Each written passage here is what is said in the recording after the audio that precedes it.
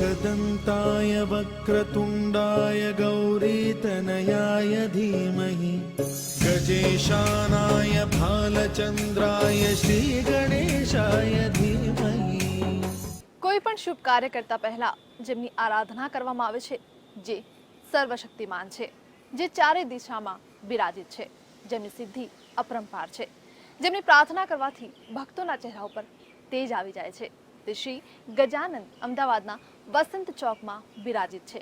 આવો તેમના દર્શન કરીએ।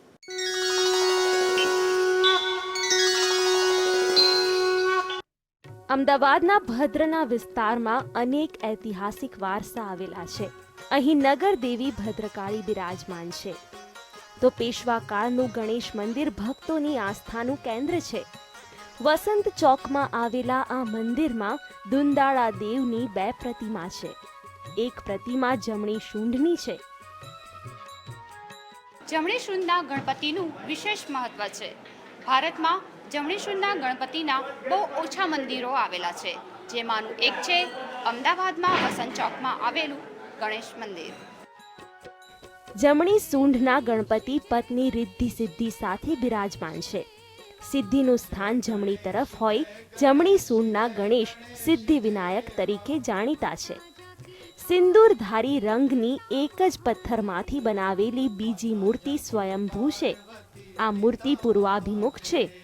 જમણી સૂંઢના ગણપતિની પ્રતિમા ઓછી જોવા મળે છે, જેની પાછળ એવી માન્યતા છે કે આવા ગણેશની આરાધના અતિ કઠિન છે।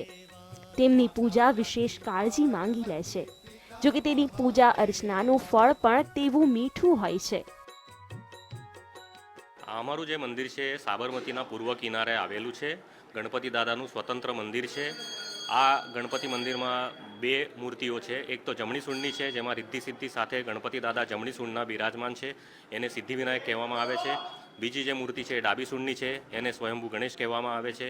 અને ગણપતિ દાદાનું જૂનામાં જૂનું જે ગણપતિનું મંદિર જે કહેવાય છે એ લાલ દરવાજા પાસે આવેલું છે। મંદિર સાથે ઘણી બધી વાતો જોડાયેલી છે। આ મંદિર પેશવાના સમયમાં નિર્માણ પામ્યું હોવાથી તે અતિ પ્રાચીન મંદિર છે। પહેલા આ મંદિર નાનું હતું, પરંતુ દિન પ્રતિદિન ભક્તોની સંખ્યા વધતા રિનોવેશન કરી મોટું કરવામાં આવ્યું। મોગલ શાસન બાદ અમદાવાદમાં ગાયકવાડી શાસન આવ્યું। એ સમયે ભદ્ર વિસ્તારમાં ગાયકવાડી સૂબા સાથે આવેલા તથા અનેક પેઢીઓથી અમદાવાદમાં વસતા મરાઠી લોકો આ મંદિરમાં દર્શન કરવા આવતા। મરાઠી લોકો આ મંદિરમાં વિશેષ આસ્થા ધરાવતા, પરંતુ ત્યારબાદ તેની ખ્યાતિ વધતા દૂર દૂરથી ભક્તો વિઘ્નહર્તાના દર્શન માટે આવે છે। માત્ર મહારાષ્ટ્રીયન લોકો જ નહીં, પરંતુ અન્ય જ્ઞાતિના લોકો પણ મનોકામના પૂર્ણ કરવા અહીં આવે છે। 300 થી 350 વર્ષ જૂનું આ મંદિર છે। એમાં જે જમણી સૂંઢની મૂર્તિ છે એ સ્થાપિત મૂર્તિ છે, અને જે બીજી મૂર્તિ છે એ સ્વયંભૂ ગણેશ કહેવામાં આવે છે પહેલાંથી।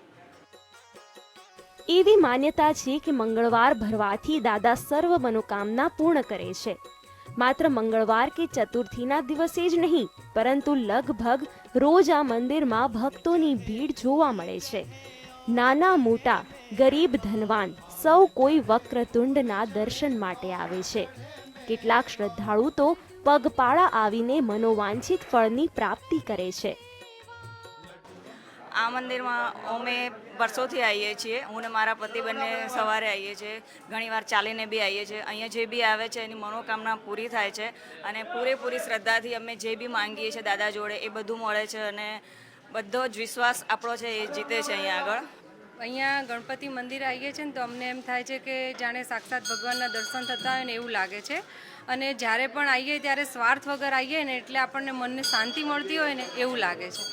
મંગળવારે એમ થાય કે મંગળવાર આવ્યો નથી કે એમ થયું નથી કે લાવો આપણે ગણપતિ દાદાના દર્શન કરવા જઈએ।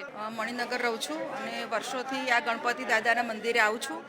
લગભગ 4-5 વર્ષથી તો ખરી છે એમ, અને લગભગ કોઈ મંગળવાર પડે નહીં. જોબ કરું છું છતાં સવારે અહીં આવી ગણપતિ દાદાના દર્શન કરી અને પછી જોબ પર દોડાદોડ જાઉં છું. અને લગભગ મારી એવી ઈચ્છા છે કે દર મંગળવાર ભરું. તો અત્યાર સુધીમાં દાદાએ કોઈ દિવસ એક બી મંગળવાર પાડ્યો નથી એમ. હું દર 2 વર્ષથી આ મંદિરમાં આવું છું. મને આ મંદિરમાં ખૂબ જ મારી ભગવાનને હું જે બી પ્રાર્થના જે બી કંઈ કરું છું બધી મારી પ્રાર્થનાઓ બધું પૂરું થાય છે અને મને અહીંયા આવીને એકદમ શાંતિ અનુભવાય છે. હું દર મંગળવારે અહીંયા આવું છું. મંદિર પરિસરમાં એક સાથે ઉગેલો લીમડા અને પીપળાની પણ દર્શનાર્થી પૂજા કરે છે. આ વૃક્ષની વિશેષતા એ છે કે તે એક સાથે ઉગેલા છે. સાથે સાથે તેમાં ગણેશની પ્રતિકૃતિ સ્વયંભૂ ઉપસી આવી છે. વૃક્ષને ધ્યાનથી જોતા ગણેશજી સ્વયં વૃક્ષમાં બિરાજમાન હોય તેવી પ્રતીતિ થાય છે. પેશવાકાલીન ગણેશના દર્શન કર્યા બાદ ભક્તો મંદિરના જ પ્રાંગણમાં આવેલા શિવાલય અને રામજી મંદિરના પણ દર્શનનો લાવો લે છે.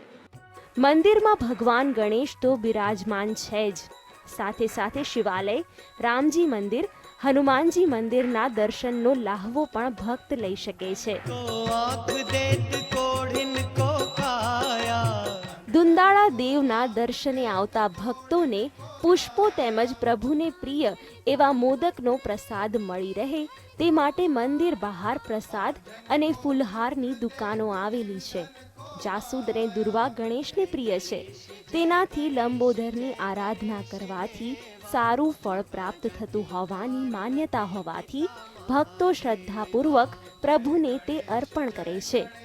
તેરા તુજકો અર્પણ ક્યાં લાગે મેરા, આવા ભાવ સાથે જય ગણેશના નારા લગાવતા ભક્તો પ્રભુની ઝાંખી કરી સર્વસ્વની પ્રાપ્તિ કરે છે. દુઃખ દર્દને થોડી ક્ષણો માટે ભૂલી જાય છે. કેમેરામેન જયમીન વ્યાસ સાથે ઝલક અધ્યારુ, GSTV, અમદાવાદ. લંબોદરને પોતાની આસ્થા અને શ્રદ્ધા જે પણ ભક્તે સમર્પિત કરી છે તે ભક્તોની આસ્થારૂપી આંખોની સામે લંબોદર વિઘ્નહર્તા પળવારમાં પ્રગટ થયા છે. આ સાથે મને રજા આપો, કારણ કે આવતીકાલે આપણે ફરી મળીશું અષ્ટવિનાયકના એક નવા રૂપ સાથે. પણ હા, જો તમે તમારા ઘરે અષ્ટવિનાયકનું કોઈ પણ રૂપ અથવા ગણેશને બિરાજિત કર્યા હોય અથવા પંડાલમાં બિરાજિત કર્યા હોય તો તેની સાથેની બેસ્ટ સેલ્ફી આપ gstv.in પર મોકલી શકો છો. અને આના વિશેની જો વધુ માહિતી આપને જોઈતી હોય તો www.gstv.in પર મેળવી શકો છો. મને રજા આપો. જય શ્રી ગણેશ. एकदन्ताय वक्रतुण्डाय गौरीतनयाय धीमहि गजेशानाय भालचन्द्राय श्रीगणेशाय धीमहि